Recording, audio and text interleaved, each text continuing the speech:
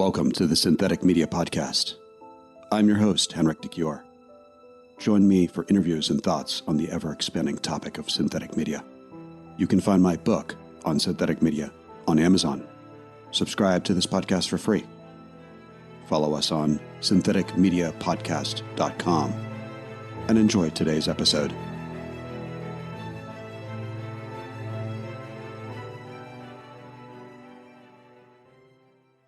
Hi, I'm Francois Wayenberg. I'm the founder and CEO of Aginomatrix, and our company digitizes the sense of taste and smell for the food industry. I'm an economist at the University of Brussels, but I'm also an industrial collaborator at the Artificial Intelligence Lab over there. And it's in the Decisional Computing Unit of the Polytechnics Institute. So one thing that is important for this interview is that I have been the pre-sales engineer of the Cyber Theater, a very prominent project in 1996 to 1999 in Brussels. It was a unique place and event venue where people could come in a place where there were 120 computers sponsored by Apple, one of the most important accounts in sponsoring at the time, with digital equipment at the time, also with Alta Vista, a search engine, and Cisco, Barco, and so on. So that space and its website have been awarded by UNESCO as the best of the web 2 years in a row.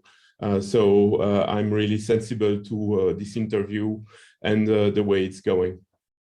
Francois, how are you involved with synthetic media? Okay, so in two ways at least, because we launched a research and development program based on a standard file system for everything sensory. In the present case, it would be, how can I explain that in a nutshell? It's a Photoshop file of the sensory kind, where you are able to modify sensory-based files digitally, yet you can have them implementable in reality through the AI, ensuring that a recipe is implementable in reality, and that I mean for taste and sense. So the other thing we do, actually, we are laying the foundations of a sensory OS, which would be AI-driven in order to manage your sensory experience on the metaverse. It would be used as a peered system in order to boot IoT sensory input and output devices for your sensory experience on the metaverse. Francois, what are the biggest challenges and successes you've seen with synthetic media? Well, in our case, it is building a database that is large enough in order that the synthetic media remain implementable in reality. So in other words, that the recipes that are prepared digitally remain transmittable and non-theoric, just related to real ingredients or chemical implements that are non-toxic and on the opposite, good for health.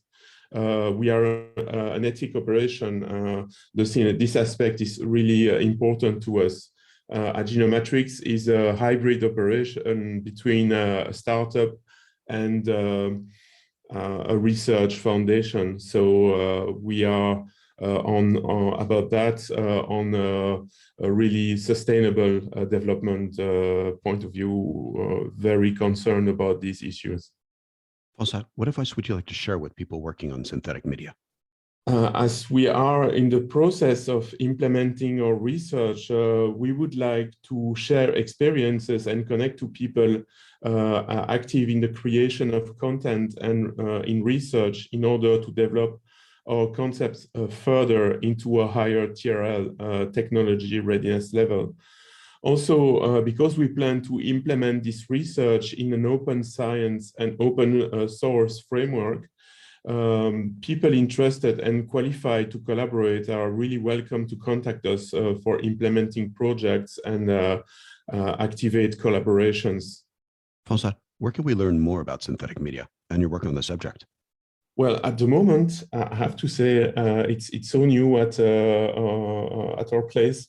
The matter is not documented online yet, but we are, first of all, really open on suggestion on how to implement that correctly on an open source and open science way, because this is the way we originally intend to do it.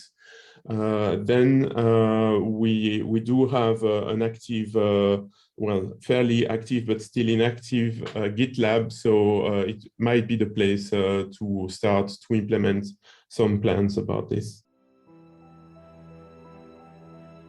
Join us next week for a new episode by subscribing to the Synthetic Media Podcast. Check out my book about synthetic media on Amazon. Follow us on syntheticmediapodcast.com. This podcast was produced by Henrik de Gior. Music by Mattia Capelli. If you enjoyed this podcast, please leave us a 5-star review. And thank you for listening.